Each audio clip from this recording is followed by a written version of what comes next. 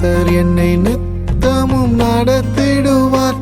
மகா வறட்சியில் ஆத்துமாவை திருப்தியாக்குவார். மகா வறட்சியில் ஆத்துமாவை செழிப்பாக்குவார்.